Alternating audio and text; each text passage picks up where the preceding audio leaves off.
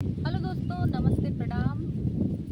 हम लोग तीनों बहन मिलकर बहुत ही प्यारा, बहुत सुंदर चुटकुला नाच गीत सुनाने चल रहे हैं। कैसा लगता है कमेंट में बताइएगा। और पीछे देख सकते हैं हरियाली कितनी सुंदर है।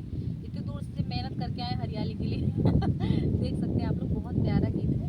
सुनकर कमेंट में बताइए कैसा लगता है। एक गज का पड़ा बजरिया से मंगावली, एक गज का पड़ा बजरिया से मंगावली, मोर बाला मुआ हो गोटेदार चोलिया दासियाई, मोर बाला मुआ हो गोटेदार चोलिया दासियाई। एक गज का पड़ा बजरिया से मंगावली, मोर बाला मुआ हो गोटेदार चोलिया दासियाई, मोर बाला मुआ हो गोटेदार चोलिया दासियाई। चोलिया पहिरी माइया लरउआ सरवा, चोलिया पहिरी माइया लरउआ सरवा, मोर बाला मुआ हो रासे रासे बेनिया दा डोलाई, मोर बाला मुआ हो रासे रासे बेनिया दा डोलाई, मोर बाला मुआ हो रासे राग चोलिया सियाई। बेनिया डोलावत सासू देख ली हली, बेनिया डोलावत सासू देख ली हली, मोरे बहुहर हो मोरा बेटा भैले तोर गुलाम, मोरी बहुहर हो मोरा बेटा भैले तोर गुलाम।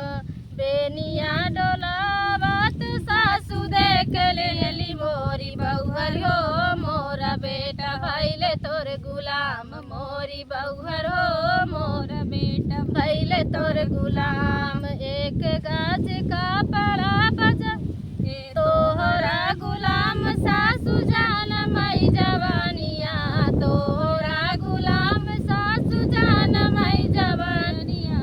चुटकी भर से नूरा जइया दिहले मोरे मांगिया, चुटकी भर से नूरवा जइया दिहले मोरी मांगिया। मोरी सासू हो तोरा बेटा भैले मोर गुलाम, मोरी सासू हो तोरा बेटा भैले मोर गुलाम। एक गज का पड़ा बजरिया से मंगावली, मोर बाला मुआ हो गोटेदार चोलिया दासियाई, मोर बाला मुआ हो गोटेदार चोलिया दासियाई। चोलिया पहिरी माई वाला रउआ सरवा, चोलिया पहिरी माई वाला रउआ सरवा, मोर बाला मुआ हो रासे रासे बेनिया दा डोलाई, मोर बाला मुआ हो रासे रासे बेनिया दा डोलाई।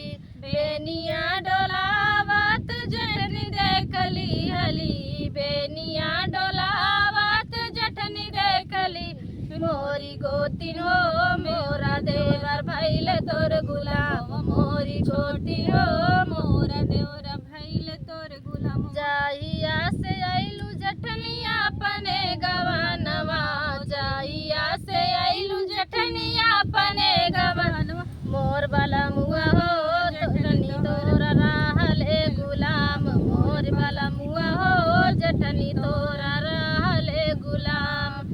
जाहिया से आइलू जठनिया अपने गवानवा, जहिया से आइलू नी हो आइलू गवनवा, मोर बाला मुआ हो जेठनी तोरा रहले गुलाम, मोर बाला मुआ हो जेठनी तोरा रहले गुलाम। जाहिया से आइली अपने गवानवा, जाहिया से आइली जेठनिया अपने गवानवा, मोरी जेठनी हो तोरा देवर भैले मोर गुलाम, मोरी जेठनी हो तोरा देवर भैले मोर गुलाम।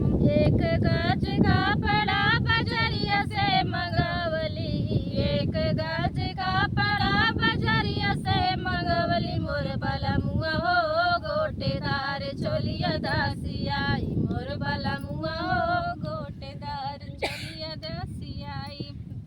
चोलिया पहिरी माइया लरउआ सरवा, चोलिया पहिरी माइया लरउआ सरवा, मोरी ननद मोर बाला मुआ हो रासे रासे बेनिया दा डोलाई, मोर बाला मुआ हो रासे रासे बेनिया दा डोलाई। बेनिया डोलावत ननदी देख